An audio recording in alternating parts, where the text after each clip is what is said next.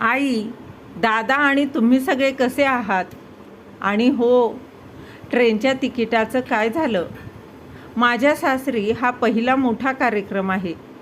तुम्ही वेळेवर आलंच पाहिजे. नाहीतर माझ्या सासू मला टोमणे मारतील आणि म्हणतील, तुझ्या मुलीचं लग्न असतं तर तुझी आई धावत आली असती. इतकं बोलता बोलता सुधाचा आवाज हलकासा कापायला लागला. हे समजताच मधूच्या डोळ्यात अश्रू आले. ती सुधाच्या मनातील वेदना आणि अपेक्षा समजू शकत होती. तिनं काहीही न बोलता फोन कमलाजींकडे दिला. कमलाजींनी मधूच्या डोळ्यांकडे पाहून त्यांनी चांगलंच ओळखलं की सुधा दुःखी आहे. त्यांनी प्रेमळ स्वरातच विचारलं, सुधा बेटी, कशी आहेस? सुधा लगेच म्हणाली, मी ठीक आहे आई, पण तुम्ही सगळे वेळेवर येणार ना? वहिनीला सांग की माझ्या सासूला काही बोलायला संधी मिळू नये, नाहीतर त्या मला टोमणे मारून त्रास देतील. कमलाजी आता हलकंसं हसल्या. अगं वेडे, काळजी कशाला करतेस? तुझं सासर आहे, आम्ही कसे नाही येणार? सगळे येणार आहोत. आणि हो, मधूने तुझ्यासाठी एक सुंदर साडी आणि सोन्याचा हारही घेतलाय. खरंच आई? हो सुधा. सुधाच्या आवाजात अचानक आनंद भरला. त्यानंतर कमलाजींनी मधूकडे फोन दिला. वहिनी, तुम्ही खूप चांगले आहात. यावर मधू हसत म्हणाली, दीदी, तुम्ही माझ्या मोठ्या बहिणीसारख्या आहात. तुमच्यासाठी एवढं करणं काही मोठं नाही आणि ती माझी जबाबदारी आहे. हे ऐकून सुधाला आता थोडं हवंसं वाटलं. ठीक आहे वहिनी, मी फोन ठेवते, पण तुम्ही लवकर तिकीट बुक करून वेळेवर पोहोचा, नाहीतर माझ्या सासूबाई. असं म्हणत मधू हसत म्हणाली, दीदी, आता सासूची चिंता सोडा आणि तुमच्या तयारीवर लक्ष द्या. सर्व काही व्यवस्थित होईल. तुमच्या माहेरची माणसं तुम्हाला कधीच नाराज होऊ देणार नाहीत. सुधानं डोळ्यात पाणी आणत फोन ठेवला आणि इकडे कमलाजी व मधू आपल्या तयारीला लागल्या. आता फक्त प्रवासाची तयारी करायची होती. मधूनं सर्वप्रथम आपल्या सासू कमलाजींची पॅकिंग सुरू केली आणि तिने कपाटातून 5 सुंदर साड्या निवडल्या. त्यातील 2 खास कार्यक्रमासाठी होत्या. तसेच काही दागिनेही एका छोट्या डब्यात ठेवले. त्यानंतर तिने अजून एक सुटकेस काढून सुधाच्या सासरच्या मंडळींसाठी भेटवस्तू भरण्यास सुरुवात केली. कमलाजी उभ्या राहून हसत आपल्या सुनेकडे पाहत होत्या. मधू, तू तर सर्व जबाबदारी अंगावर घेतली आहेस. मधू हसत म्हणाली, आई, माझ्या नंदेच्या सासरी कार्यक्रम आहे, तर मग मीच सर्व काही तयारी करायला हवी ना? कमलाजींनी प्रेमानं तिच्या पाठीवर हात मारतच म्हटले, तू तर खरं माझी मुलगी आहेस बघ. प्रत्येक घरात अशी सून असेल तर कोणत्याही आईला मुलीची उणीव भासणार नाही. मधू लाजत म्हणाली, अच्छा आई, आता भाऊक करू नका. मला अजून राजेशसाठीही कपडे पॅक करायचे आहेत, नाहीतर हे महाशय पुन्हा म्हणतील, मधू, तू माझे कपडे व्यवस्थित पॅक केले नाहीत. कमलाजी हसल्या. अच्छा, ठीक आहे, लवकर आवरून घे. घरात हलकी फुलकी गंमत करून आणि प्रेमळ संवाद चालूच असताना तयारीही सुरू होती. संपूर्ण कुटुंब उत्साही होतं, कारण सुधाच्या नंदेच्या लग्नाला सगळे एकत्र राहणार होते.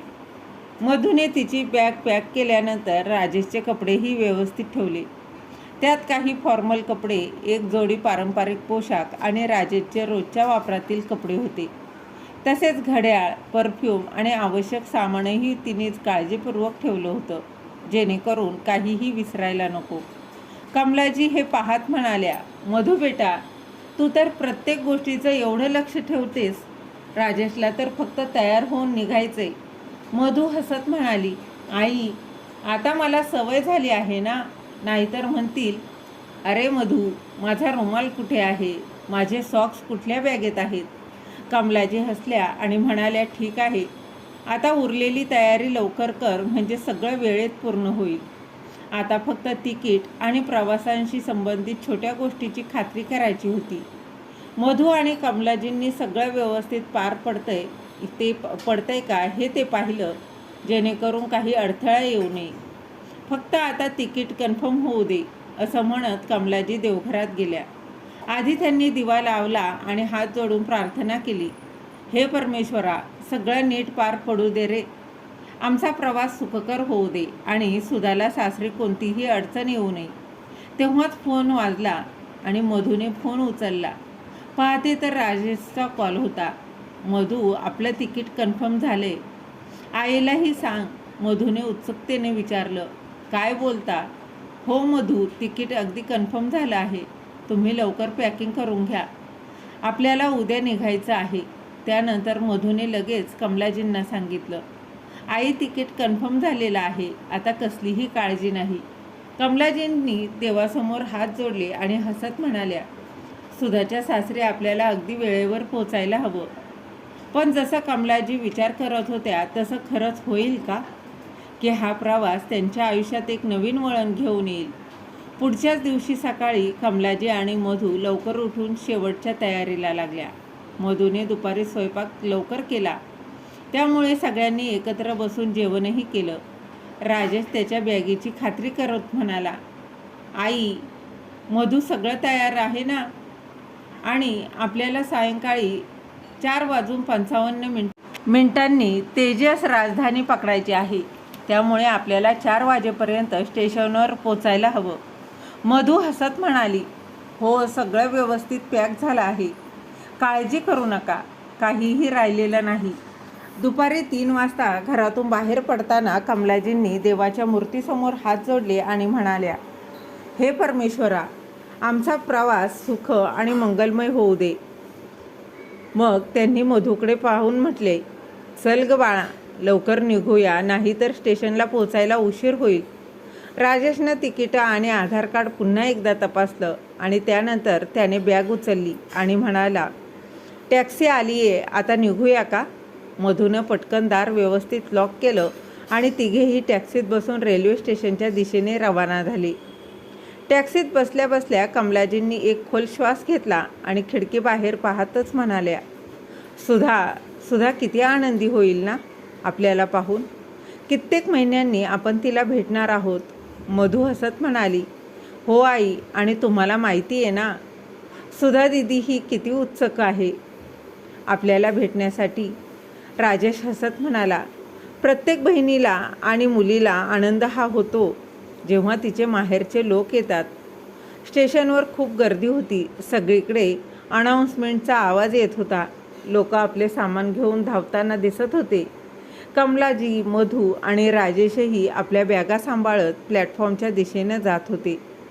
राजेशनं तिकीट पाहिलं आणि तो म्हणाला, आपली ट्रेन प्लॅटफॉर्म क्रमांक 5वर लागणार आहे. चला तिकडे जाऊया. मधूने कमलाजींचा हात धरला आणि नंतर म्हणाली, आई, सांभाळून चला, खूप गर्दी आहे. कमलाजी हसल्या, अगं बाळा, मी एवढीही म्हातारी झाली नाही की मला धरून चालावं लागेल. राजेश हसत म्हणाला, आई, मधू तुझी काळजी घेत आहे आणि तू तिची चेष्टा करत आहे. तेवढ्यातच ट्रेन येण्याची अनाऊन्समेंट झाली आणि काही वेळातच तेजस राजधानी प्लॅटफॉर्म क्रमांक 5वर आली. तिघेही आपल्या गतीनं चालत सीटपर्यंत पोहोचले. ट्रेनमध्ये बसताच कमलाजींनी खिडकीतून बाहेर पाहिलं आणि म्हणाल्या, कितीतरी वर्षांनी रेल्वेचा प्रवास करतीये. जुन्या दिवसांची आठवण झाली. मधू हसली, हो आई, आणि या प्रवासाची सर्वात चांगली गोष्ट म्हणजे आपण दीदीला भेटायला चाललोय. मग त्यांच्या समोरच्या सीटवर एक जोडपं येऊन बसलं. त्यांच्यासोबत त्यांची 4 वर्षाची मुलगीसुद्धा होती. त्या मुलीनं गुलाबी रंगाची फ्रॉक घातली होती. त्या मुलीची आई कमलाजींकडे हसत पाहत म्हणाली, नमस्ते मावशी, तुम्ही कुठे चालला आहात? कमलाजी हसत म्हणाल्या, मुंबई. हे ऐकून ती महिला लगेच म्हणाली, आम्हीसुद्धा तिकडेच चाललो आहोत. आणि ही माझी मुलगी सिया. यावर कमलाजी हसत म्हणाल्या, खूप छान बेटी, प्रवास सोबत केला तर लवकरच पूर्ण होईल. आणि त्यानंतर सिया हळूहळू कमलाजींच्या जवळ आली आणि त्यांच्या साडीच्या पदरावर आपले लहान बोट फिरवू लागली. हे पाहून मधूला हसू आलं. असं वाटतं सियाला आईची साडी खूप आवडली आहे. राजेशने हसून सियाला विचारलं, सिया बेटी, तू आम्हाला सांगितलं नाही, तू मुंबईला कोणाकडे चालली आहेस? सियानं उत्तर दिलं, मी माझ्या आजीबाईकडे चालले आहे. कमलाजींनी सियाच्या डोक्यावरून हात फिरवला आणि मग म्हणाल्या, तू तुझ्या आजीकडे चालली आहेस आणि मी माझ्या मुलीकडे. आता रेल्वेचा प्रवास आणखीनच मनोरंजक झाला होता. जेव्हा प्रवासात असे अनोळखी लोक भेटतात तेव्हा आपलेपण वाटतं, पण समोर कोणतं संकट येणार आहे हे त्यांना माहीत नव्हतं. संध्याकाळ होत आली होती आणि तेजस राजधानी आपल्या पूर्ण गतीनं मुंबईच्या दिशेनं चालली होती. खिडकीच्या बाहेर अंधारात छोटे छोटे गावं, शेती आणि दूर चमकणारी लाईट दिसत होती. कमलाजी खिडकीतून बाहेर पाहत होत्या. मधूनं त्यांना हसतच विचारलं, आई काय झालं? तुम्ही कसला विचार करत आहात? कमलाजींनी हसत उत्तर दिलं, काही नाही बेटी. प्रवासात जुन्या दिवसांची आठवण आली. सुधा जेव्हा लहान होती तेव्हा आम्ही असाच प्रवास करायचो. ती खिडकीतून बाहेर पाहण्याचा हट्ट करायची आणि मी घाबरायची की तिने हात बाहेर न काढावा. हे ऐकून मधू हसू लागली आणि म्हणाली, म्हणजे सुधा दिदी लहानपणी खूपच खट्याळ होत्या. अगं मधू, तिच्यापेक्षा राजेश तर 2 पावलं पुढे होता.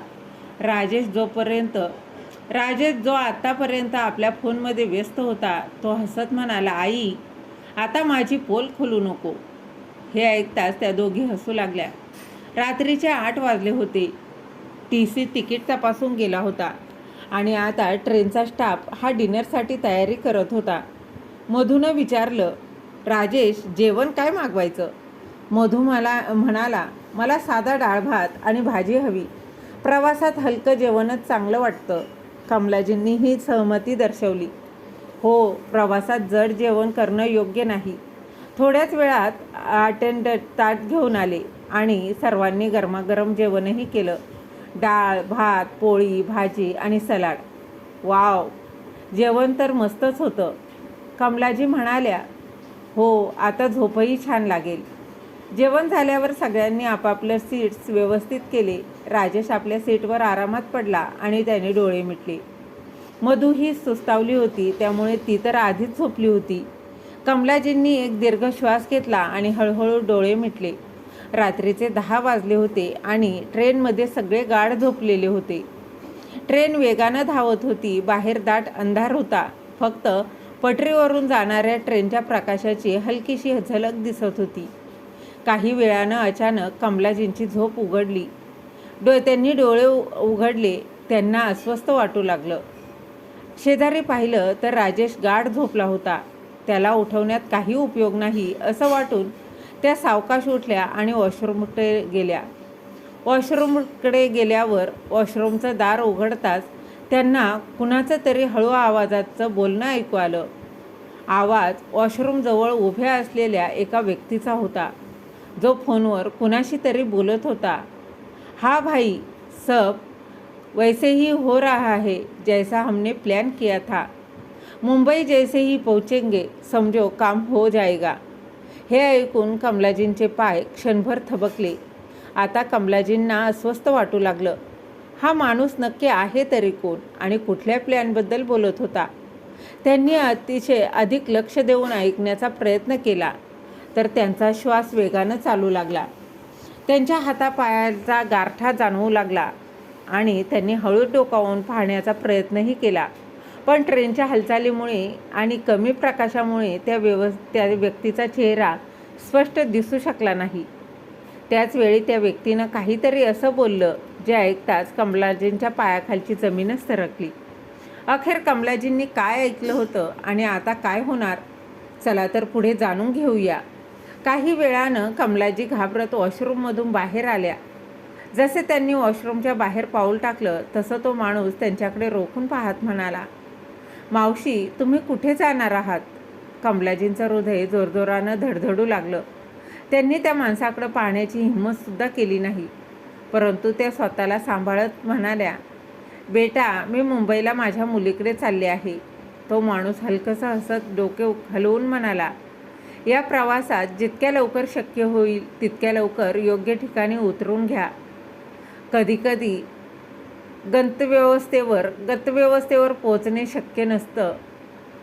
माझं ऐका, रतलाम स्टेशन येणार आहे. तुम्ही तिथेच उतरून घेतलं तर तुमच्यासाठी खूप चांगलं राहील. ते ऐकून कमलाजींच्या अंगावर काटा उभा राहिला. त्या काहीही न बोलता हळूहळू आपल्या सीटकडे जाऊ लागल्या. त्या माणसाला पुन्हा आवाज आला, रतलाम स्टेशन येत आहे, एकदा विचार करा.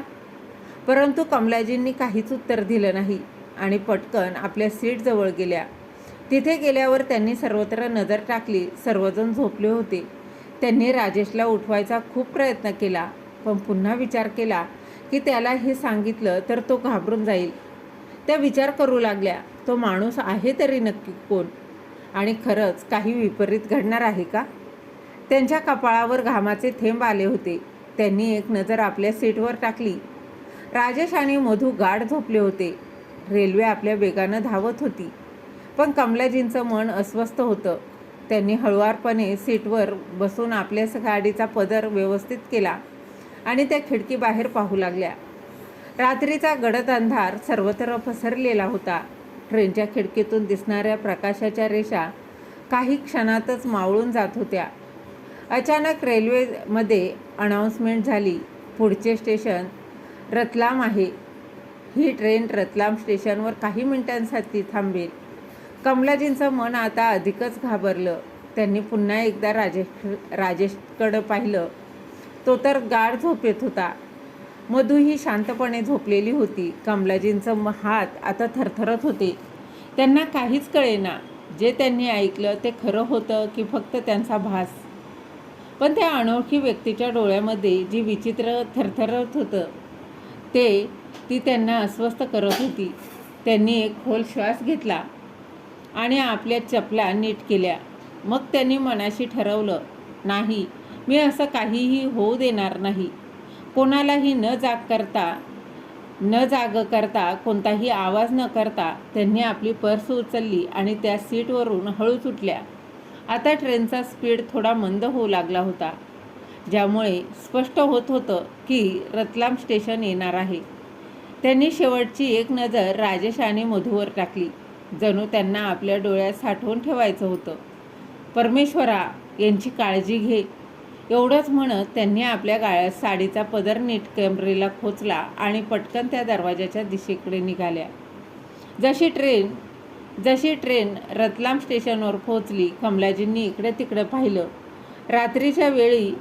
रात्रीच्या यावेळी स्टेशनवर थोडीफार चहलपहल होती, पण ट्रेनच्या दरवाजाजवळ उभ्या असलेल्या गार्डने त्यांच्या दिशेनं पाहिलं, पण तो काहीही बोलला नाही. कमलाजींनी कोणाच्याही नजरेत न येता पटकन प्लॅटफॉर्मवर पाऊल टाकलं. ट्रेनने काही सेकंदातच पुन्हा हॉर्न वाजवला आणि ट्रेन हळूहळू पुढे निघाली. कमलाजी तिथे स्तब्ध उभ्या राहिल्या. त्यांच्या डोळ्यात भीती आणि अस्वस्थता ती स्पष्ट दिसत होती. आता काय करू, त्यांनी मनात विचार केला आणि मागे वळून पाहू लागल्या. तो अनोळखी माणूस त्यांचा पाठलाग तो करत नाही ना. आणि शेवटी कमलाजींनी असं काय केलं होतं आणि काय ऐकलं होतं, आणि आता त्या एकट्या रतलाम स्टेशनवर काय करणार?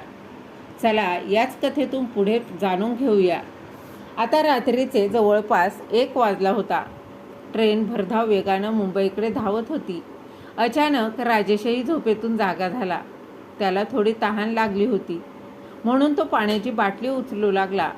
पण समोर पाहताच त्याच्या काळजात धस्स झालं. आईचं सीट रिकामं होतं.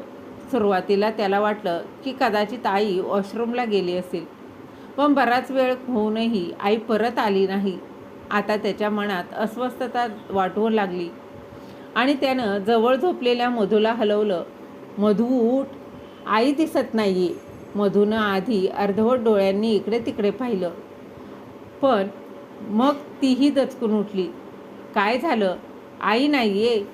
आता दोघेही पूर्णपणे जागे झाले होते. राजेशनं सर्वत्र नजर फिरवली, पण कमलाजी कुठेच दिसेना. त्याच्या छातीत धडधड वाढू लागली. आई, आई, त्याने हळू आवाजात हाक मारली. काहीच प्रतिसाद मिळाला नाही. त्यांच्या आवाजानं समोरच्या सीटवर झोपलेली पती पत्नींचं ते जोडपं जागं झालं. महिलेनं चिंतेनं विचारलं, काय झालं? मधूने घाबरलेल्या स्वरात सांगितलं, आमच्या आई कुठे काहीच दिसत नाही. आता आजूबाजूचे इतर प्रवासीही जागे झाले होते. काहींनी इकडे तिकडे पाहिलं तर काही जण म्हणाले, कदाचित त्या वॉशरूममध्ये असतील, पण वॉशरूम तपासूनही त्या तिथे नव्हत्या. राजेशच्या डोक्यात एकच विचार घोळत होता, शेवटी आई गेली तरी कुठे? असं तर नाही ना की आई स्वतःहून एखाद्या स्टेशनवर उतरली किंवा तिच्यासोबत काहीतरी घडलं? नाही, त्याच्या मनात आता असंख्य प्रश्न उमटत होते. त्याच्या डोळ्यांमध्ये काळजी अगदी स्पष्ट दिसत होती, पण त्याहून अधिक त्याचं मन भीतीनं थरथरत होतं. त्यानं डोक्यावर हात ठेवला आणि अस्वस्थपणे म्हणाला, मला काही कळत नाहीये. आता नक्की काय करावं? आई कुठे गेली असेल? तिच्याजवळ फोनही नाही. मधू आता स्वतःला रोखू शकत नव्हती. तिच्या डोळ्यातून अश्रू ओघळू लागले. तिनं रडत रडत विचारलं, राजेश, आता आपण काय करायचं? आई कुठे आणि कशा असतील? राजेशनं खोल श्वास घेतला आणि स्वतःला सावरतच म्हणाला, आपण आधी शांत राहू. आपण आधी शांत राहिलं पाहिजे. नीट विचार करून योग्य पाऊल उचलायला हवं. रडून काहीच होणार नाही. मधू त्यांची चर्चा ऐकून समोर बसलेले पती पत्नीही आता अधिकच काळजीत पडले. ट्रेनचा वेग वाढतच होता. जसजसा ट्रेनचा स्पीड वाढत होतं तसतसा राजेश व मधूच्या मनात काळजीचा भारही अधिक वाढत होता. त्यांचा एकमेव उद्देश होता आईला शोधणं. आता आजूबाजूचे काही प्रवासीही त्यांना मदत करू लागले. सगळ्यांच्या चेहऱ्यावर चिंता अगदी स्पष्ट दिसत होती. तेव्हाच एक मध्यमवयीन गृहस्थ जे त्यांच्या बोलण्याकडे लक्ष देत होते ते पुढे सरसावले आणि म्हणाले, बेटा, घाबरू नकोस. आधी नीट आठव, शेवटचं तू तुझ्या आईला कधी पाहिलं होतं? राजेशनं आठवण्याचा प्रयत्न केला आणि मग म्हणाला, रात्री साधारणतः 10 वाजता मी आईला पाहिलं होतं. ती आपल्या सीटवर झोपली होती. त्यानंतर मलाही झोप लागली आणि आता जाग आली तर ती इथे नाहीये. मधू अजूनही रडतच होती. समोर बसलेल्या महिलेनं तिचं सांत्वन करत म्हटलं, बेटी, धीर धर. कदाचित त्या चुकून एखाद्या स्टेशनवर उतरल्या असतील. मागे बसलेल्या एका तरुणानं सुचवलं, दादा, तुम्ही लगेच TCला कळवा. तो ट्रेनमध्येच असेल. तो काहीतरी मदत करू शकेल. हे ऐकताच राजेशला आशा वाटली आणि तो ताबडतोब उठला आणि TCला शोधायला निघाला. पण जसजशी ट्रेन पुढे जात होती तसतशी त्याची अस्वस्थता वाढत चालली होती. त्याच्या मनात एकच प्रश्न होता. तो प्रश्न सतत घोंगावत होता आणि तो म्हणजे, आई जर खरंच ट्रेनमधून उतरली असेल तर ती आता कुठे असेल? ती सुरक्षित असेल का? ट्रेनच्या खिडक्यांबाहेर अंधारही दाटून आलेला होता. राजेश आणि मधूच्या मनात मात्र घबराटीचं वादळ उठलं होतं. काही प्रवासी त्यांना धीर देत होते, पण कुणाकडेही त्यांच्या प्रश्नांची उत्तरं नव्हती. मधूनं घाबरलेल्या आवाजातच म्हटलं, राजेश, मला काहीतरी गडबड वाटते. आई असं कधीच वागणार नाही. त्या आपल्याला न सांगता ट्रेनमधून उतरूच शकत नाही. राजेश अधिकच अस्वस्थ झाला. तो घाईघाईनं TCच्या डब्यात पोचला आणि तिथं उभ्या असलेल्या TCला त्यानं सर्व हकीकत सांगितली. TCने विचारपूर्वक ऐकून घेतलं आणि नंतर म्हणाला, तुम्ही काळजी करू नका. बराच वेळ होत आला होता की वयस्कर लोक एखाद्या स्टेशनवर काहीतरी घ्यायला उतरतात आणि चुकून दुसऱ्या डब्यात शिरतात. कदाचित तुमच्या आईही दुसऱ्या कोचमध्ये चढल्या असतील.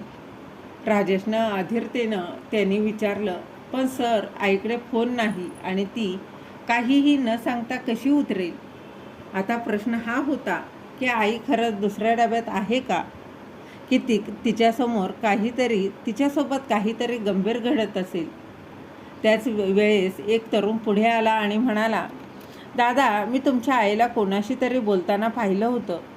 जेव्हा ट्रेन रतलाम स्टेशनवर थांबली होती तेव्हा तो माणूस तुमच्या आईसोबत बोलत होता. हे ऐकून राजेश आणि मधू एकदम दचकले. राजेशनं तत्काळ विचारलं, कोणता माणूस? तुम्ही त्याचा चेहरा पाहिलात का? तो तरुण थोडा विचार करून म्हणाला, मी पूर्णपणे नाही पाहू शकलो, पण त्याचा आवाज खूप जड होता आणि त्यानं काळ्या रंगाचं जॅकेट घातलं होतं. तो तुमच्या आईशी काहीतरी बोलत होता. मला वाटलं तोही एक प्रवासी असेल. म्हणून मी फारसं त्याच्याकडे लक्ष दिलं नाही. हे ऐकताच राजेशचं हृदय वेगानं धडधडू लागलं. आता प्रश्न होता की शेवटी कमलाजी कुठे गेल्या आणि त्या होत्या तरी कुठे?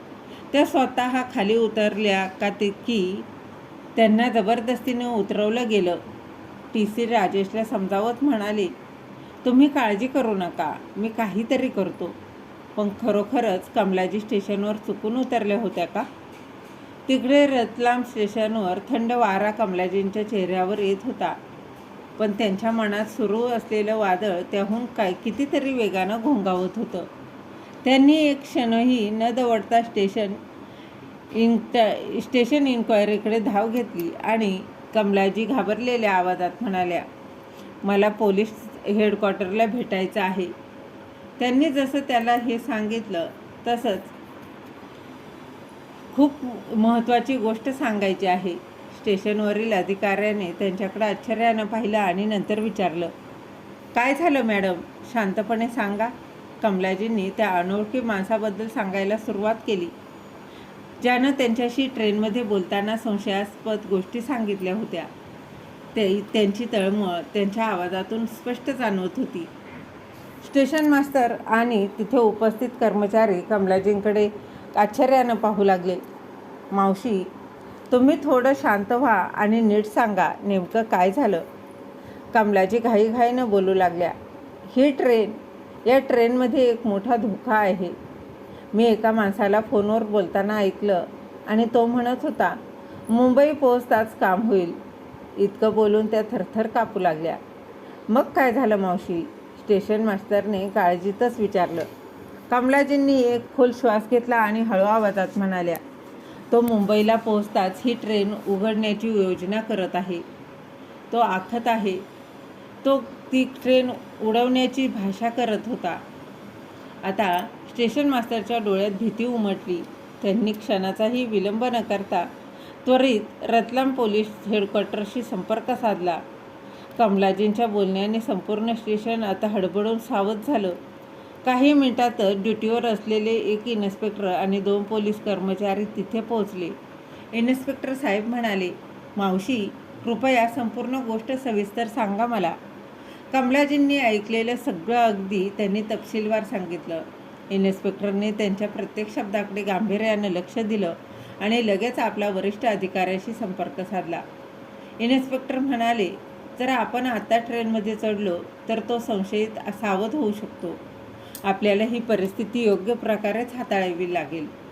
कमलाजींनी अस्वस्थपणे विचारलं, मग तुम्ही काय करणार? इन्स्पेक्टर साहेब म्हणाले, पुढील एवढ्या छोट्या स्टेशनवर आम्ही साध्या वर्दीतही काही पोलीस तैनात करू. त्यात आमचे काही सिनियरही ऑफिसर असतील, जेणेकरून त्या लोकांना संशयही येणार नाही. आता कमलाजींना थोडासा दिलासा मिळाला, पण त्यांच्या चेहऱ्यावरची चिंता अद्यापही तशीच होती. इन्स्पेक्टर साहेब, तुम्ही नक्की त्यांना पकडाल ना? मावशी, आम्ही तुम्हाला वचन देतो, यात कुठल्याही प्रवाशाच्या जीवाला धोका होणार नाही आणि सर्व गुन्हेगार पकडले जातील. त्यानंतर मग सुरू झाली ट्रेनमध्ये पोलिसांची गुप्त एंट्री. रात्री 2 वाजता जेव्हा ट्रेन एका छोट्या स्टेशनवर पोहोचली तेव्हा आधीपासूनच एक विशेष टीम तिथे तयार होती. साध्या वर्दीत असलेले 4 पोलीस निवांतपणे अगदी सामान्य प्रवाशांसारखे ट्रेनमध्ये चढले. त्यांना एकच आदेश होता, संशयितांना शोधून त्यांच्या मुसक्या आवळा, पण कोणत्याही प्रकारची घाई करू नका.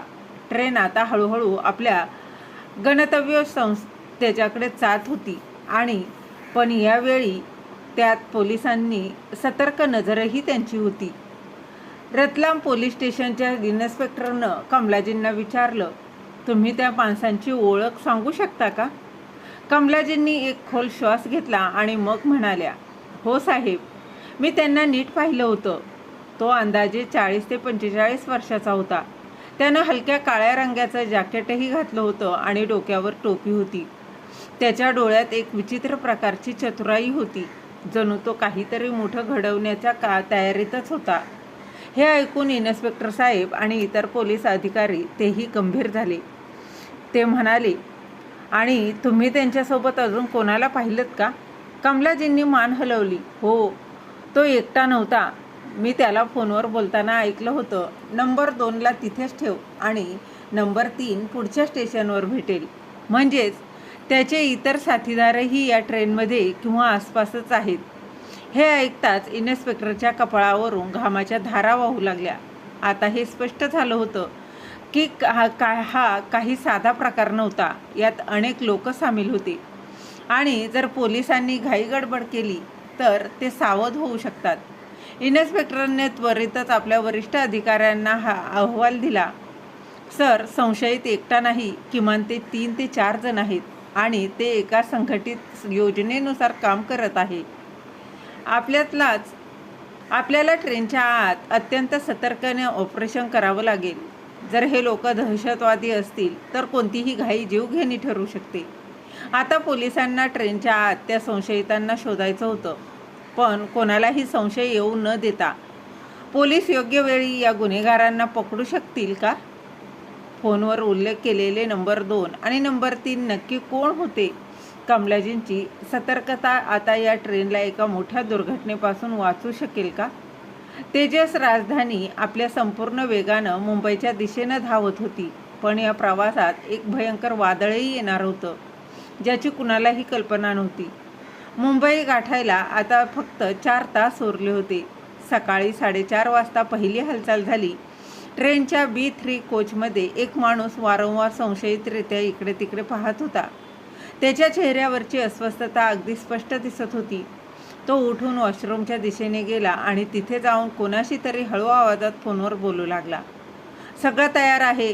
होय, मुंबई पोहोचताच काम होईल. सकाळी 5 वाजता पोलिसांनी मोर्चा सांभाळला. दुसऱ्या डब्यात असलेले साध्या कपड्यातील पोलीस कर्मचारी अत्यंत सतर्क झाले होते. इन्स्पेक्टर जावडेकर यांना दुसऱ्या डब्यात असलेल्या पोलिसांनी हेडसेटमध्ये माहिती दिली. सर, संशयित व्यक्ती हालचाल करत आहे. जावडेकर यांनी आपल्या टीमला इशारा केला. एकदम काळजीपूर्वक काम करायचं आहे. कोणत्याही प्रवाशाला धोका होता कामा नये.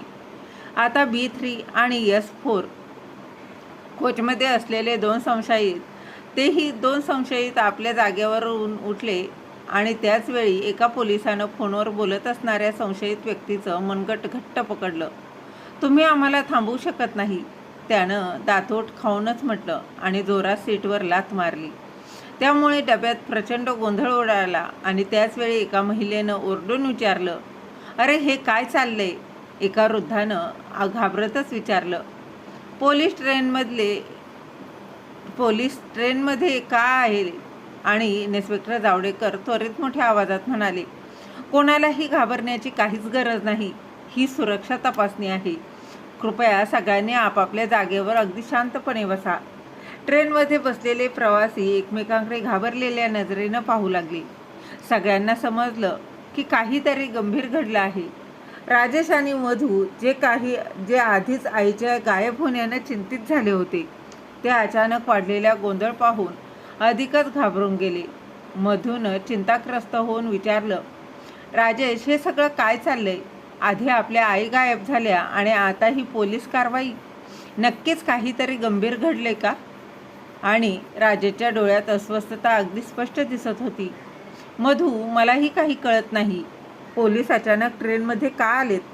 त्यांच्यासमोर बसलेले ते जोडपं देखील आता जागे झालं होतं. नवऱ्यानं म्हटलं, मला वाटतं काहीतरी मोठा प्रकार आहे. याबाबत आपण TCकडे विचारणा करायलाच हवी. राजेशनं हिम्मत करून TCला अडवलं आणि विचारलं, साहेब, हे सगळं काय चाललंय? TCने गंभीर स्वरात उत्तर दिलं, पहा, मी फार काही सांगू शकत नाही, पण सुरक्षिततेच्या कारणास्तव पोलिसांनी ट्रेनमध्ये तपासणी वाढवली आहे. तुम्ही अजिबात घाबरू नका. आता ट्रेनमध्ये फक्त एकच दहशतवादी उरला होता आणि तो सर्वात धूर्त आणि धोकादायक होता. त्यानं झटक्यात खिशातून बंदूक काढली आणि समोर बसलेल्या एका प्रवाशावर धरली.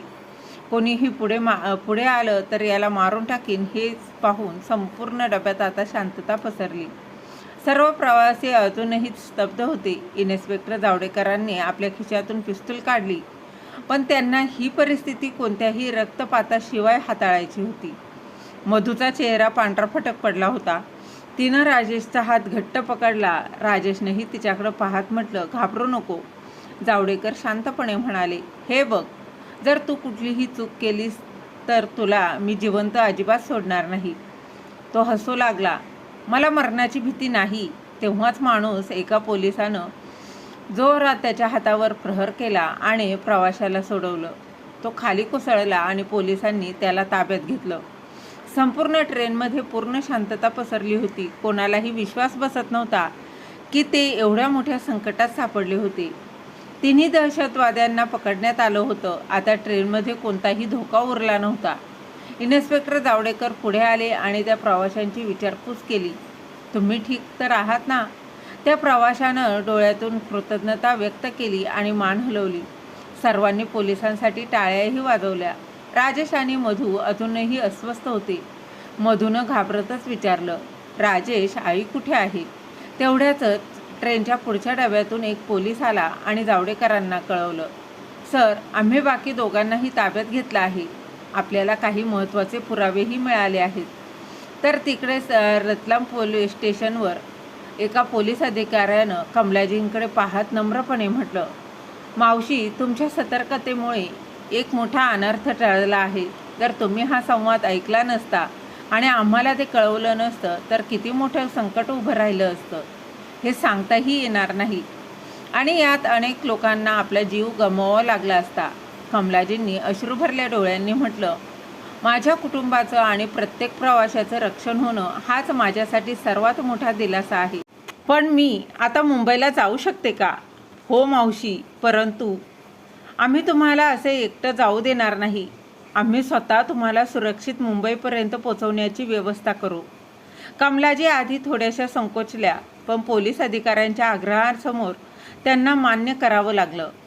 लगेचच मुंबईला जाणाऱ्या सुपरफास्ट एक्सप्रेसच्या एका सुरक्षित डब्यात पोलिसांनी त्यांची बसण्याची व्यवस्था केली. ट्रेन सुटण्यापूर्वी स्टेशन मास्तर आणि इतर पोलीस कर्मचाऱ्यांनी त्यांचे आभारही मानले. एक पोलीस अधिकारी म्हणाला, आई, आम्ही मुंबई स्टेशनवरही आमच्या अधिकाऱ्यांना सूचित करू. तिथे पोहोचताच तुम्हाला संपूर्ण सन्मान मिळेल.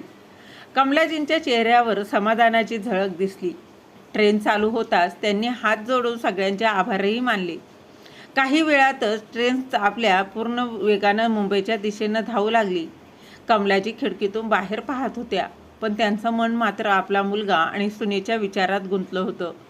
त्या विचार करत होत्या, मी मुंबई स्टेशनवर उतरल्यावर राजेश आणि मधूला माझ्याकडे पाहून कसं वाटेल? त्यांना तर विश्वासही बसणार नाही की मी इथे कशी पोहोचले. कमलाजींनी आपल्या बॅगमधून पाण्याची बाटली काढली आणि एक घोट घेतला. त्यांच्या डोळ्यात समाधान होतं.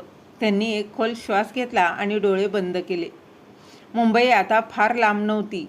तेजस राजधानी सकाळी 8:30 वाजता मुंबई स्टेशनवर येऊन थांबताच राजेश आणि मधूच्या हृदयाचे ठोके वेगानं वाढले. दोघांच्याही डोळ्यात रात्रभराची चिंता अगदी स्पष्ट दिसत होती. ते घाईघाईनं प्लॅटफॉर्मवर उतरले आणि चारही बाजूंना नजर फिरवू लागले आणि मग त्यांनी समोर काही अंतरावर आपल्या आई कमलाजींना उभं असलेलं पाहिलं. पण त्या एकट्या नव्हत्या. त्यांच्या शेजारी रतलाम स्टेशनचे 2 पोलीस अधिकारीही उभे होते. तितक्यातच तिथे इन्स्पेक्टर जावडेकरही आले. राजेश आणि मधू काही क्षण स्तब्ध झाले. त्यांच्या डोळ्यात आश्चर्य, आनंद आणि भावनांचा कल्लोळ स्पष्ट दिसत होता. आई, आई, राजेश अगदी जोरात ओरडला आणि दोघेही तिकडे धावत गेले. कमलाजींनी आपल्या दोन्ही हातांनी त्यांना कवेत घेतलं.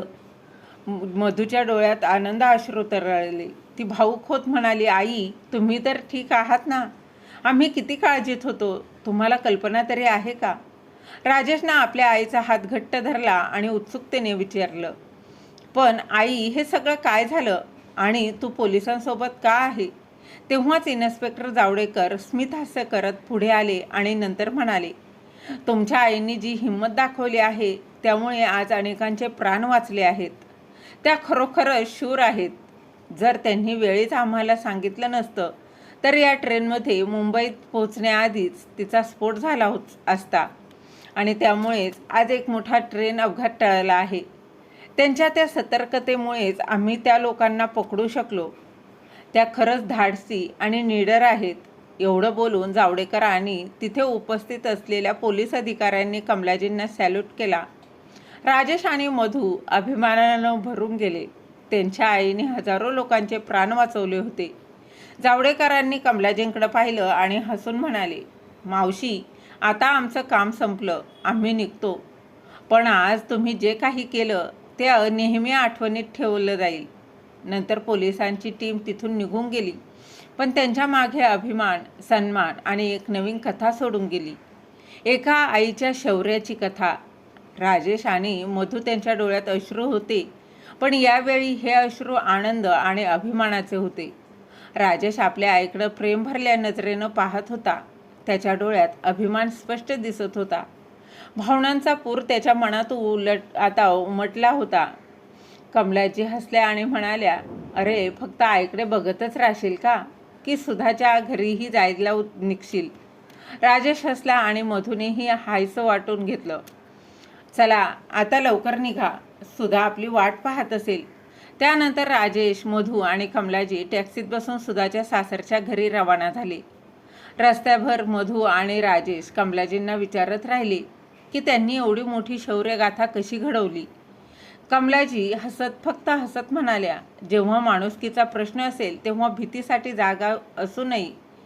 तर इकडे सुधाच्या घरी आज सकाळी सकाळी वर्तमानपत्राच्या ठळक बातम्या वाचून सुधाच्या सासरच्या घरातील सर्वच जण अगदी थक्क झाले.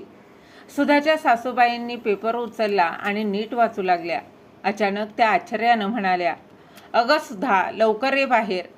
हा तुझ्या आईचाच फोटो आहे ना? सुधानं घाईघाईनं वर्तमानपत्र उचललं आणि जसं तिने हेडलाईन वाचली तसे तिचे डोळे आश्चर्याने विस्फारले. एक मोठा रेल्वे अपघात टळला. एका आईच्या समजूतदारपणामुळे हजारो लोकांचे प्राण वाचले. खाली कमलाजींचा फोटोही छापलेला होता. आई, सुधाच्या तोंडून फक्त एवढंच बाहेर पडलं आणि त्याचवेळी सुधाच्या सासरच्यांनी गंभीर आवाजात म्हटलं, कमलाजींनी दहशतवाद्यांची योजना उधळून लावली. हे तर खूप मोठं काम आहे. सुधाच्या डोळ्यात अभिमान आणि आश्चर्य यांचं मिश्रभाव उमटले. तेवढ्यातच दरवाजाची बेल वाजली. सुधा धावत जाऊन दरवाजा उघडायला गेली तर समोर तिची आई कमला त्या उभ्या होत्या. सुधाच्या डोळ्यात अश्रू आले. आई, ती भाऊक होऊन त्यांच्याशी घट्ट बिगली आणि घरातील सगळेजण स्तब्ध उभे राहून कमलाजींकडे पाहत होते.